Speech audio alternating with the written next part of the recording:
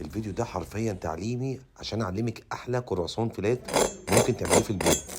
قرمشه وتسويه مفيش احلى من كده، والتوريقه ولا كلمه. ولو مش عاوزه تعملي كرواسون فيلات نعمل كرواسون عادي وهيطلع جامد جدا.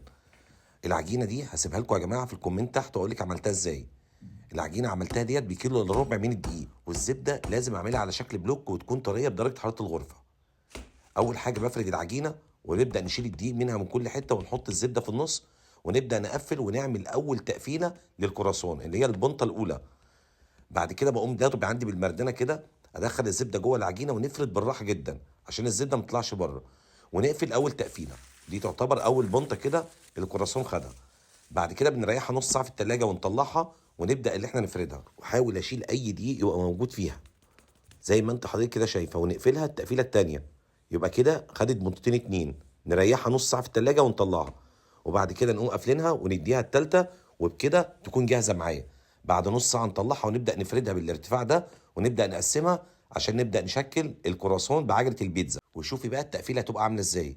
لازم اموت الحرف ده كويس قوي، وبعد كده افتح فتحه في النص، وبعد كده نبدا نلف واضغط والف واضغط والف لحد ما يتكون عندي وتبقى عندي بالشكل اللي حضرتك كده شايفاه. شايفين الموضوع سهل جدا اهو، بضغط والف لحد ما ابدا اللي انا احطه عندي على صاج واسيبه يرتاح، ونعمل مسافه بين كل واحده وواحده كده، ونسيبه يتخمر في مكان دافي. وتعالوا بقى اوريكم المفاجاه من سكاني ساندوتش ميكر اللي هعمل عليه الكراسون الفيلات. وبيجي بثلاث وشوش يا جماعه، 1400 واط، قويه جدا، طبقه تيفال محترمه، وفيها وش كمان الوافل، وش كمان للدوناتس، وكمان الوش اللي انا هشتغل عليه للكراسون الفيلات. هركبه ونبدا نسخن المكنه. الكراسون عندي بعد ما اتخمر اشيله بالراحه جدا، ونبدا نحطه في سكر بني، وبعد كده نبدا نضغط عليه ونحطه في المكنه ونبدا نقفل عليها. ومش هتاخد 10 دقايق بالظبط لحد ما اللمبه الحمراء تقيد معايا، نفتح ونشوف الجمال. ما شاء الله، شايفين التوريقه عامله ازاي؟ وكريسب جدا من بره، وعايز اقول لك في حته تانية. تعالوا بقى بعد ما يبرد نغطس نصه في شوكولاته بيضه، ونديله كده شوكولاته شيبس من فوق، او ممكن شوكولاته ميلك، ونديها اي قطع سوداني او قطع بندق من فوق.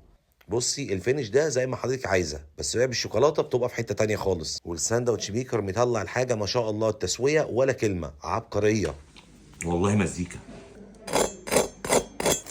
سامعين الاصوات عامله ازاي؟ ولا التوريقه، ولا الكرواسون اللي انا ممكن اسويه اصلا في الفرن عشان يطلع معايا بالشكل ده. بص ما شاء الله، اصلا السكينه نازله عامله ازاي، والتوريقه ولا كلمه. ما تنسوش بقى تدعمونا بلايك. سلام عليكم.